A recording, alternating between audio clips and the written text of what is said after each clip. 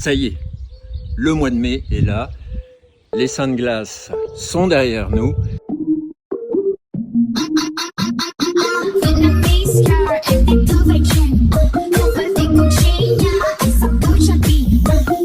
Pour les tomates, première chose, endroit ensoleillé bien sûr.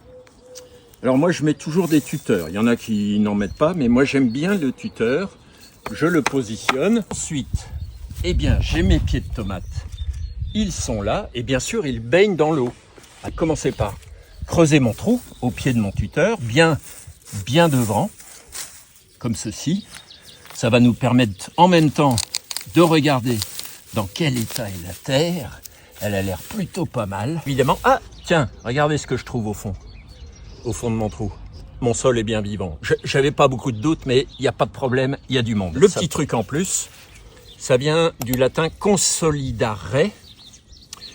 En fait, c'est une plante, moi je conseille d'en avoir au jardin, parce qu'elle a la vertu de renforcer les défenses de la plante avec laquelle elle est mise. Je vais hacher de la consoude, que je vais bien mettre au fond. Consoude, hein, langue de bœuf d'ailleurs. On l'appelle comme ça parce qu'elle est râpeuse comme de la langue de bœuf. Alors là, on n'a pas de problème à cette époque-ci parce que dans toutes les jardineries, il y a des plants de tomates. Mais normalement, on n'oublie jamais de décoiffer notre plant, c'est-à-dire défaire un peu les racines qui sont entortillées. Là, c'est pas le cas.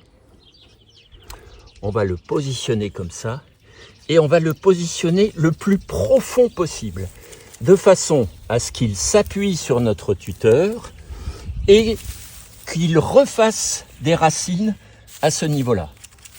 Et ensuite, bien évidemment, on ramène toute la terre qu'on a enlevée autour. Même s'il va pleuvoir, on arrose. On arrose pourquoi ? Pour que la terre descende bien autour des racines de notre tomate. Et c'est parti. Patience, on va se régaler et dans la foulée, je vais mettre les autres.